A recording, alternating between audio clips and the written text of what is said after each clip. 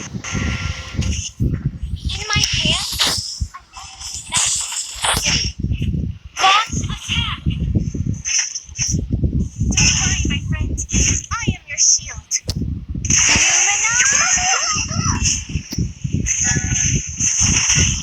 Killing spree! Okay, so I'm recording this mid-match now to talk about my current itemization. Get behind me!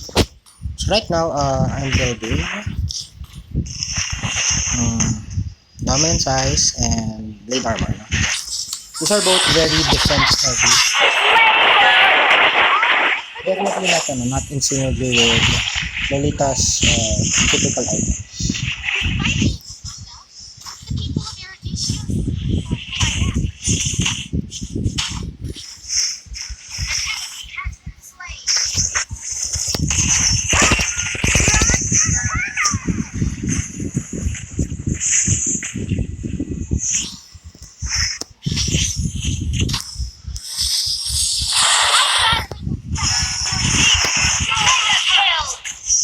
The current rumor is that defense is more important than health. No? Kaya nga na-nerf ito eh. If you would remember, Steel Like Plates in the past was 530 gold when it was added. Now it's 130 gold kasi people kept buying this item repeatedly. Our turret has been killing spree. Kahit hindi sila tank. It's one of the main motivators rin ng defense update for tanks in general, and the nerf to all defensive items. No?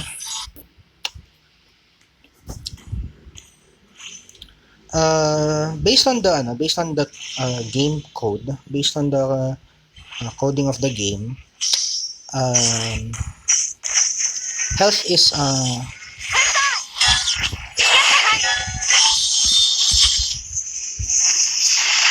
ano mo, ganun no. Dahil wala ako ganong HP, hindi ko matangke yung tower. Pero let's be on the point, no.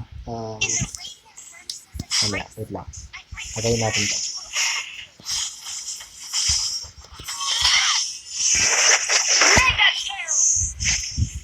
Based on the code of the game, yung health increases straight.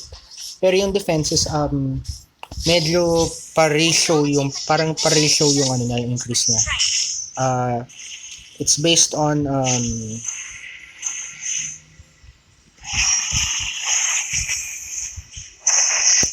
it's based on 100. Right now the current math or parang approximation niya is that it's like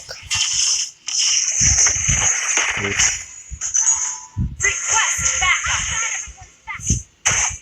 Para siyang, for example, 100 over the number of defense all over 100 plus the number of defense all over 100. So for example, it actually takes 100 defense for you to cut damage by half in ML. No matter who you are. Maliban ka lang kung meron kang special item or something. So parang ganun yung concept niya.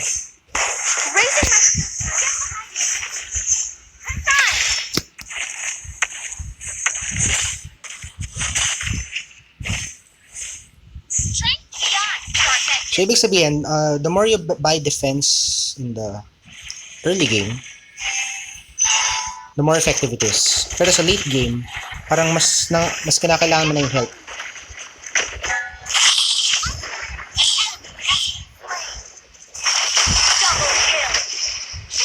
Mas kinakailangan mo na ng health sa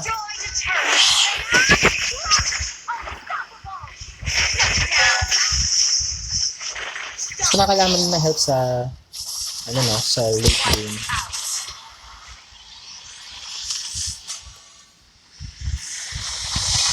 Pero the game's itemization is incredibly weird siya. Weird kasi siya. Papakita ko sa inyo yung concrete items. It makes sense from a numbers standpoint. This is why ang karamihan ng build, ang karamihan ng mga high-level itemization, mga sa Mythic Clubby, mga steel leg plates ang papabili nila sa inyo. I'll give you more analysis. Punta tayo dito sa emblem setup preparation. Emblem. Okay. Alam niyo ba kung bakit sumikat ang Tenacity? It's because importante itong 15 physical and magic defense sa early game clashes and laning phase. This napaka counterintuitive niya, no? Why not this that gives you health? Why not this that cuts down raw gold? Bakit hindi ito na nag-i-increase ng raw power mo? It's because when you compound all of the effects, ito napakahalaga nito during the time of release, no? Pero ngayon, hindi na siya auto-pick ng mga high rank. Tingnan mo yung MSC, hindi na nangyari yung sitwasyon na laging XP lane kinukuha itong Tenacity. Minsan it's the Master Assassin, minsan ito na Festival of Blood, no? So that's how you put into perspective just how important these small items are. Itong 14 physical defense, 14 magic defense. Okay? We also have to take into account the role of penetration in Mobile Legends. This is explained extensively sa mga pro builds, pro build optimizers, especially Strongwill YouTube, Strongwill Game Theory YouTube, no? Another reason why defense is so important is kasi pinag-iinitan itong item na ito, itong Fury Hammer. Fury Hammer, and then ang magic counterpart niya is actually in general itong emblem setup. This is magic penetration 8, magic penetration 5, and then pagdating dito, actually yung magic items have higher raw penetration than we call it higher raw penetration compared to physical, especially because of the changes sa ibang items dito, no? So ganun. That is why defense is important. If you can see, this is why Dominance Ice is one of the most popular items na kahit hindi ka tank, sinasabihan ka na bilhin ito daw. Bilhin nyo daw ito. It's because aside from being only physical defense, it also gives you the anti-heal effect, no? It also gives you the conditional anti-heal effect na kapag tinamaan ka, magkaka-anti-heal, no? So ganun. However, there are some heroes na hindi sila angkop sa full defense build na ito, no? Hindi sila angkop sa full defense build na ito. For example, Lolita. Si Lolita, Bulwark, right? Dati po tayo dito Bulwark. Furnace Reflection, scales based on total health, not defense health. In fact, walang skill dito kay Lolita na nagsa-skill sa defense. Meanwhile, sa ibang hero like maybe Minotaur, yung defense scales with and it doesn't scale, pero it's enhanced by the passive. Enhanced by this passive sa combo ng healing at sa passive niya. Pa bang mga example? So, Franco, for example, mas effective sa kanya it's usually defense ang mas effective kasi the more defense you have, the more worth it ang bawat segundo ng passive mo dito, bawat segundo ng healing passive mo dito, no? So parang ganun yung idea. So ayun, it's not always however, yan kay Lolita halimbawa, mas nagsiskill siya sa health, not defense. Ano pa bang mga nasa-skill sa health? Si Beleric. Beleric, although counted ang damage reduction dito, I think, na hindi naka-individual. So, yan. Although, it definitely helps yung defense, which is basically damage reduction. A type of damage reduction. Double purpose kasi yung health niya na tumutulong rin dito sa damage ng passive as well as yung healing dito sa second skill. No? For example, effective rin siya kay Khalid. If you want higher healing kasi this increase in health is really beneficial para sa Quick Guard. It's basically you basically don't need to think about the raw healing, but you think about the amount of health that you lost. So it's by percent. So pa mga effective. Tingnan natin. Tanks, effective tanks, Hylos obvious yan. Siglu, isa pa yan. Siglu, kahit side lane actually, no? Minsan sasabihin mo siya mag-anti-heal siya, pero in fact, glue does not scale with Dominance Ice. It's a theoretically correct item sa theory, no? Sa current Dominance Ice theory. Pero in practice, you are nerfing yourself. You are nerfing your damage. And you are nerfing your you're nerfing your heal sa speed split. So case to case basis siya, no?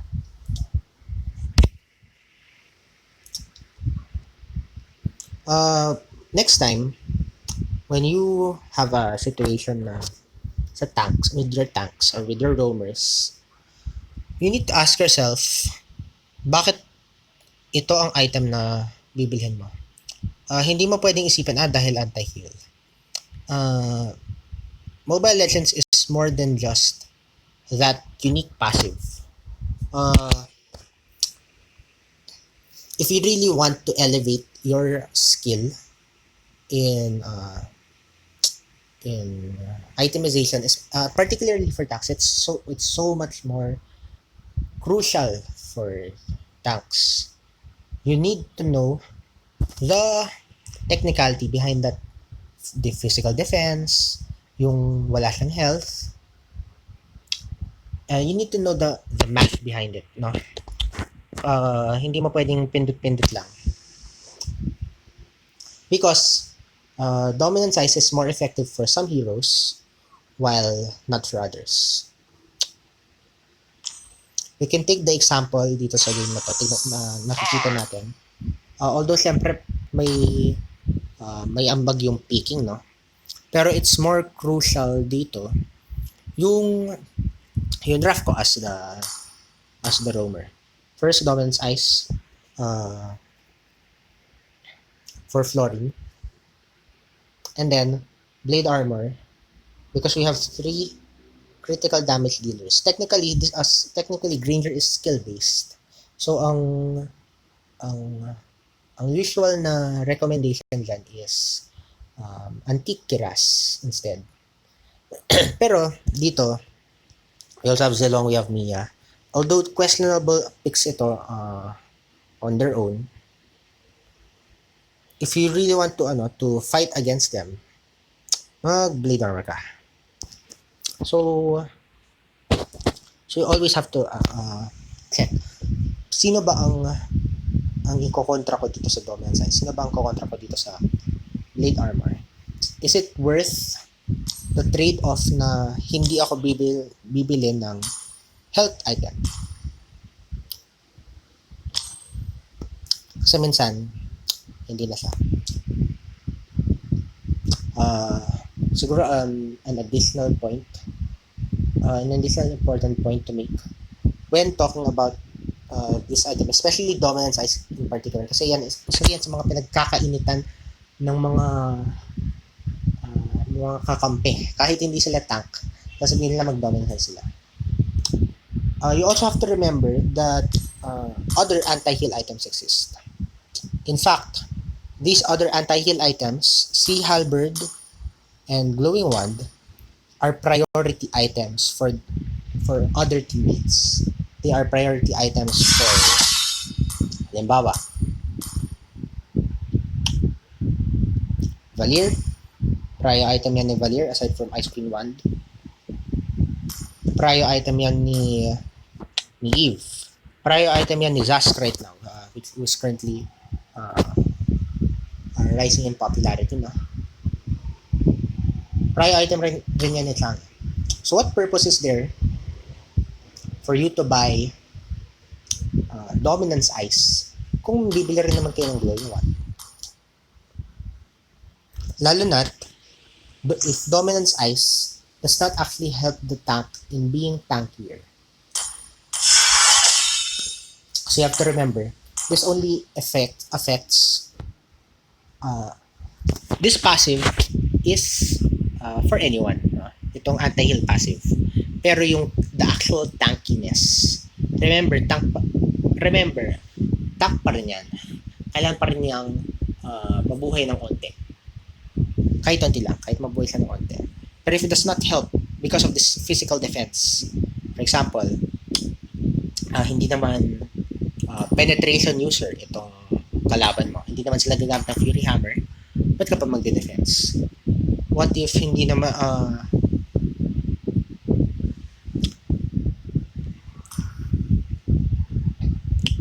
so ganun, hindi siya magpe-penetration or puro magic yung kalaban. Well then, it's another reason not to use Dominant Size, no? Now, it definitely varies on a case-to-case basis. Kailangan mo rin i-consider, this is a topic for, this is another topic on itself, no? You also have to consider the HP-based true damage items. Pero recently, the trend is that those are falling off. Nawawala na sila. Hindi naman sila nawawala sila, no? Pero there are some technicalities sa choices of heroes mo na minsan hindi na kailangang abusuhin ang HP based true damage.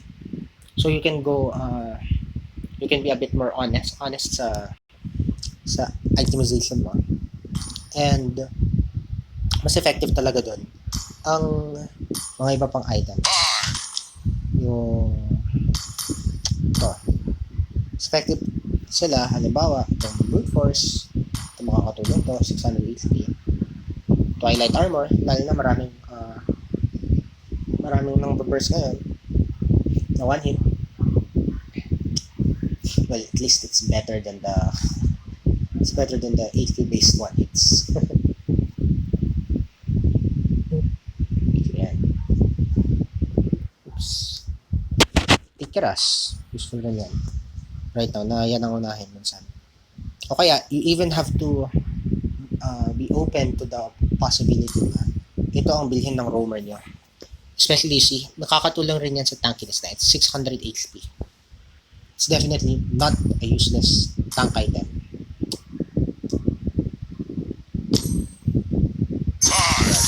Going forward, itong theme of itemization is going to be prominent.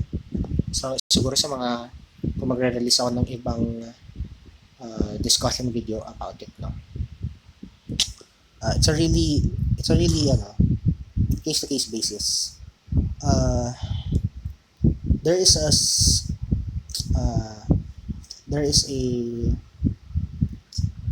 sense of objectiveness when it comes to itemization. Pero it's also a matter of it's in part a strategy rin. It's in part an art form. How do you read the current damage types in the meta. And how does that relate to your plan as a roamer? Siyempre, it's useful rin for mga ibang side laner, mga damage dealer. Pero, halimbawa, sa case lang ng tank, paano mo yun iisipin? Paano ko magsisilbit sa team sa role mo bilang roamer?